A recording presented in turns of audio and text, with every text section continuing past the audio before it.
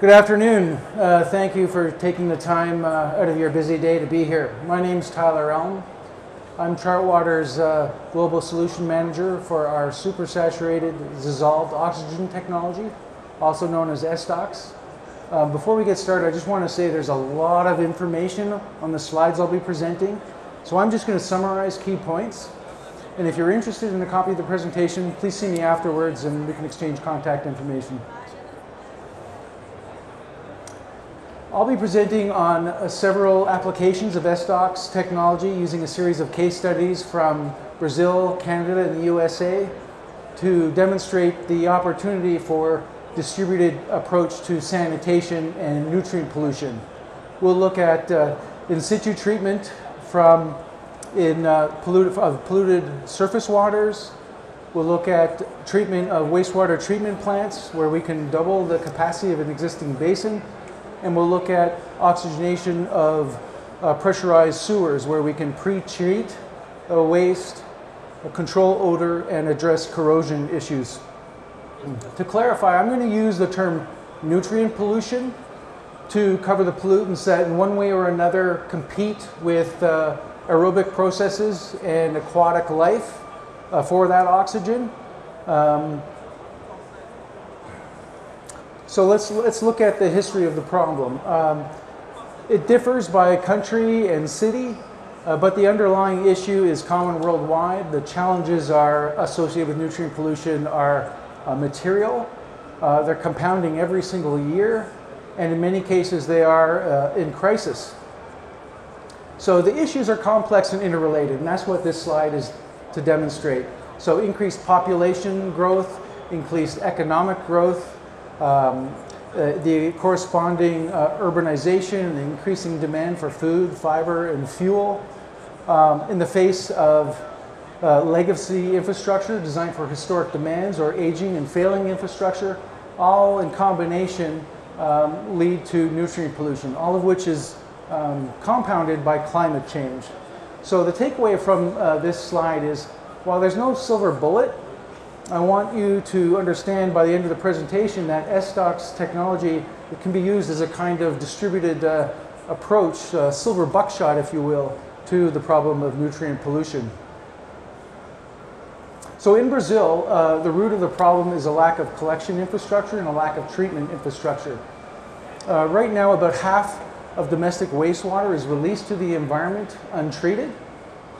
In the UK, with many of the collection infrastructures being more than a century and a half old, the root of the problem there is a combined wastewater sewage collection and stormwater. So resulting in wet spills of untreated sewage to the environment during rain events. As you can see from this slide, wet spills are a significant problem in the UK with material economic, social, and environmental consequence for water utilities and sanitation companies. In many jurisdictions, the wastewater treatment plants are designed for historic demands, which results in poorly treated wastewater or in what they call dry spills. The consequence is really the same. So the phenomenon is not limited to areas with insufficient collection infrastructure, as in Brazil, or combined stormwater and wastewater collection systems. In the US, for example, it's a significant problem as well. But there it's more a result of agricultural runoff. So we've looked at the essence of the problem. Let's look at the solution. So using oxygen to replace ambient air, the benefits of that have been known since the 70s when textbooks were initially published on that. But what was new in 2004 and what is scaling today, some 50 years after those textbooks were written, is a technology that enables efficient oxygenation, delivering a strong ROI, in addition to the ability to put oxygen in places that we couldn't put it before. So I have a short video which explains this technology. It's 2 minutes long, and I'll just play that, and then we can dive into the case studies.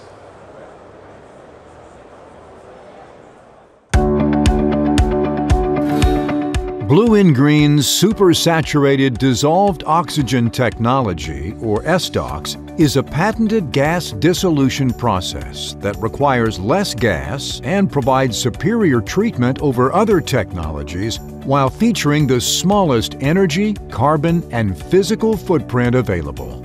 First, SDOX draws water from the bulk flow using a small side stream, delivering it to the pressure vessel's headspace, while simultaneously injecting oxygen into the pressurized saturation chamber.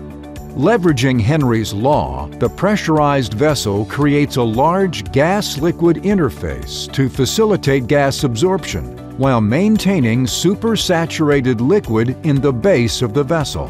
Only fully dissolved gas molecules in solution may exit the vessel, creating a solution with very high concentrations of dissolved oxygen at a fraction of the cost of conventional methods. A specialized injection assembly then delivers the supersaturated solution to the bulk flow, capitalizing on the velocity and drop in pressure to facilitate rapid liquid-to-liquid mixing with virtually no bubbles forming or gas escaping to the surface. Whether using oxygen to maintain DO or boost ORP, SDOX delivers for projects of every size and scope. Simply connect electricity, gas supply, and water, and our fully automated skid-mounted systems take care of the rest. With real-time monitoring and remote connectivity, you can adjust treatment settings anytime, anywhere, and efficiently treat water in pipes, in basins, in rivers, lakes, and reservoirs, and everywhere in between. Blue and green solutions make water processes more efficient, more effective, safer, and more environmentally sound. So when you think water, think Chart Water.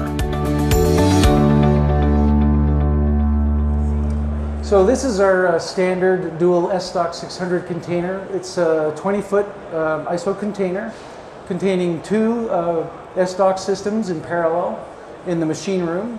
And in the control room, we have our variable frequency drive control panels. So in combination, this can dissolve about 4,500 kilograms of oxygen per day, which is enough to treat about 15,000 cubic meters of typical domestic wastewater. The stronger the wastewater, the higher the capacity.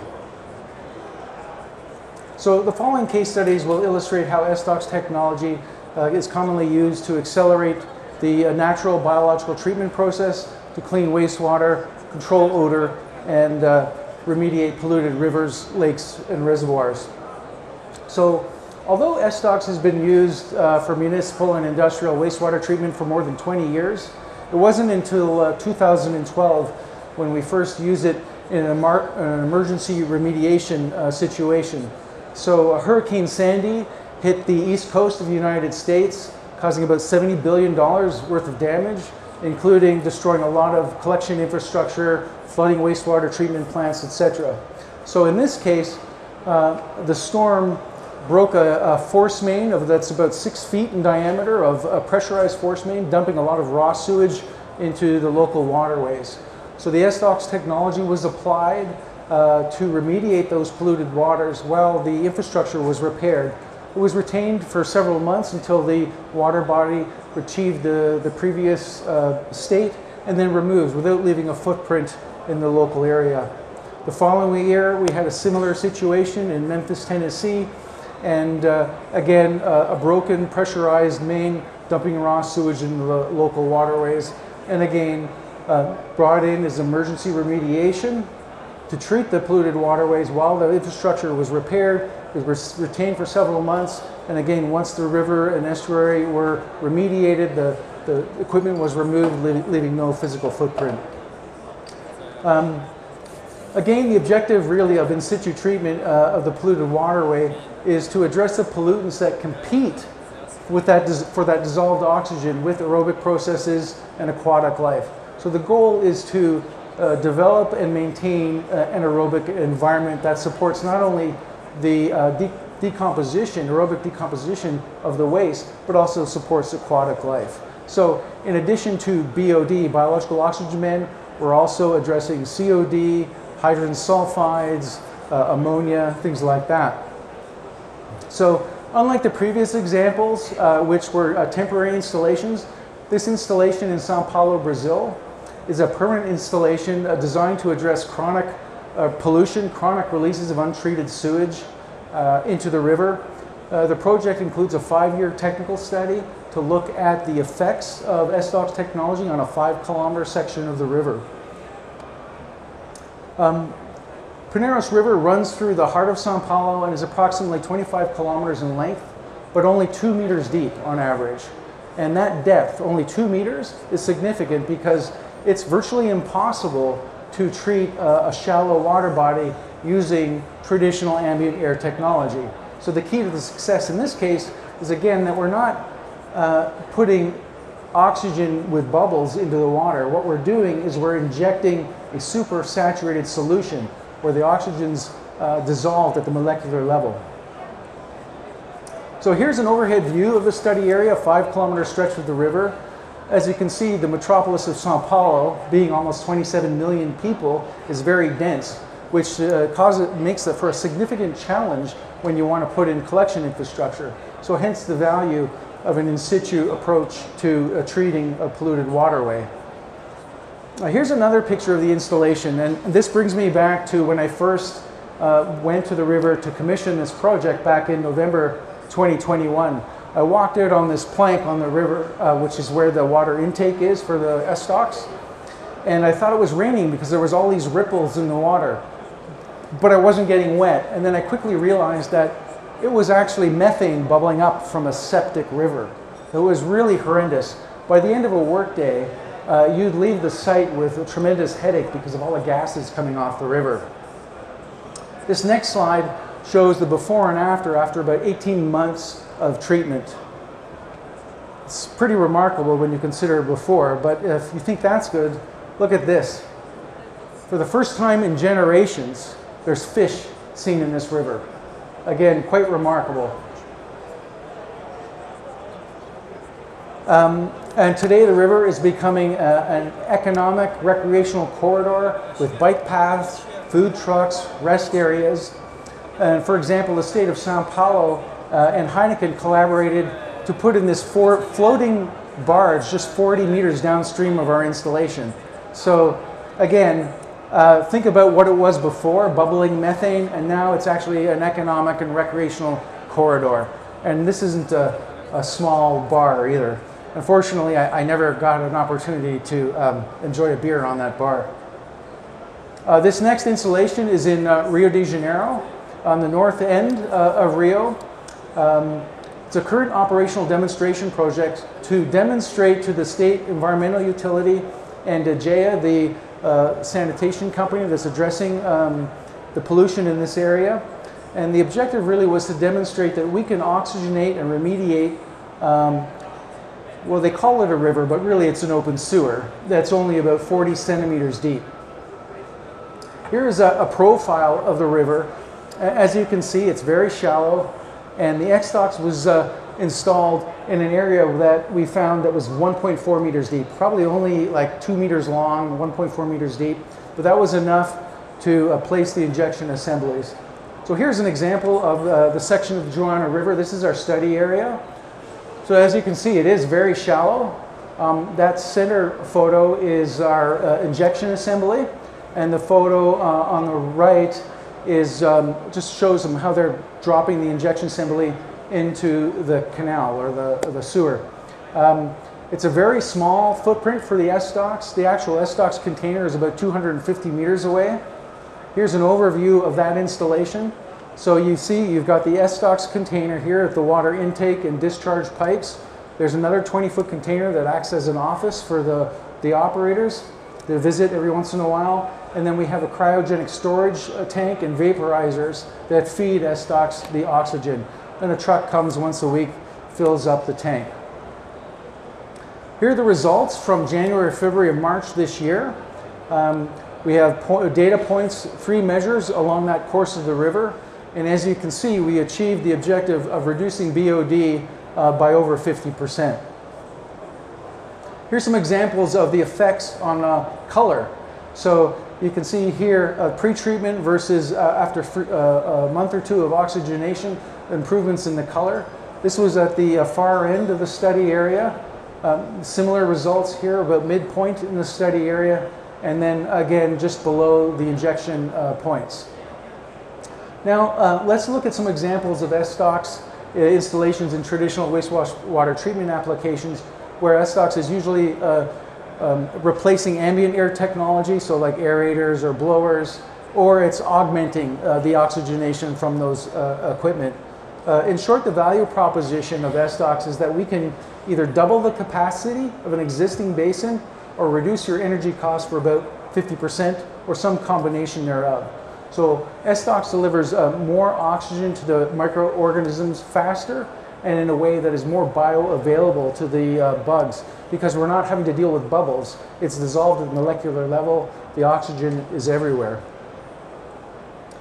This case study in Telluride, Colorado is an example of where SDOX doubled the capacity of the oxidation ditches. So there's these 2 underground oxidation ditches. The facility was at capacity, and they had to figure out how to increase capacity. The alternative was to spend about $80 million to buy adjacent land and build another basin. But we came in and demonstrated that we could treat 100% of their flow in just one of the 2 oxidation ditches, effectively giving them the option to forego that additional land purchase and construction costs. Here's a similar application. This is a wastewater treatment plant municipal system outside of Atlanta, Georgia. Each of those oxidation ditches had 3 250 horsepower surface aerators, and 2 of those aerators failed. So SDOX technology was brought in to remediate, develop that biological process, get it going again, and bring the facility back into compliance. These pictures illustrate our mobile LOX tanks, liquid oxygen tanks and vaporizers, which are hooked up to the SDOX container. As you can see from the photo, everything is outside of the basin. So you can leave your existing infrastructure in place, whether it's working or not. If it's working, then you can use it as backup, etc. But you can see the pipes just take the water over the basin wall, run it through the SDOX, and then back in. Here are the results before we were there. So the blue is their compliance, and the red is their actual level. So they're really out of compliance when we showed up. Within a couple of months, we brought them back into compliance. Here's another example of just the data over that period. So the next application I want to tell you about is in sewers or force mains. These are pressurized sewers. So in an anaerobic environment, you're going to get a lot of H2S, a lot of hydrogen sulfides. That's that rotten egg smell. So in addition to being a source of many odor complaints, it's also a real safety hazard for workers. There's no cure for hydrogen sulfide poisoning, and very low levels can be deadly. So the community, Chestermere, just outside of Calgary, Alberta, it's a small community, and like many small communities, they don't have their own wastewater treatment infrastructure. What they do is they pump their waste to a nearby city where it's treated by a larger, in this case Calgary, about 5 kilometers away. So this is the path from Chestermere to Calgary. So to paraphrase a common saying, domestic wastewater flows downhill until it doesn't, at which point a lift station, a pumping station, is used to pump the waste upstream in order to get it, send it on its way. In this case, it was about a 5 kilometer distance. So the city has a number of lift stations that pump waste from Chestermere to Calgary. To control odor, the city was using a lot of chemicals, which were very costly, but they were still subject to a lot of odor complaints. So what we did was at lift station 13, that last lift station before that 5 kilometer journey to Calgary, we installed an SDOX. You can see it just behind the truck on the right of the lift station. Now what that looks like is really you draw the wastewater up from the sewer, you run it through SDOX, and then you pump that slurry back in the sewer where it's super oxygenated. So you're able to maintain an aerobic environment. Now to compare the effects versus chemicals, this is the chemical treatment, and you see still the spikes associated with morning and evening activity. and the corresponding treatment with oxygen, far superior treatment, and even more importantly, a 92% reduction in treatment costs. So this is a material problem in the US. We spend about $3 billion a year replacing 5,000 miles of sewer from corrosion. So in addition to being lower treatment costs, better odor management, you're also preventing the creation of sulfuric acid in an aerobic environment. So let's summarize the value proposition really of a distributed approach using SDOX. You can treat in situ rivers that are polluted, which takes the treatment load off of receiving waters. You can improve the capacity of an existing wastewater treatment plant by up to 50%. And you can treat the waste, pre-treat it in the sewers on the way to the treatment plants. Again, addressing odor, corrosion issues, as well as taking some of the demand off of the receiving wastewater treatment plant. So I know I've presented a lot of information in a very short time. Again, if you'd like to copy of this presentation or would like to talk to us further about this, please come see us at the booth. We're in Hall A3, booth 426, Chart Water, combined with Howden. Thank you very much for your time. I look forward to speaking with you about what you've seen today.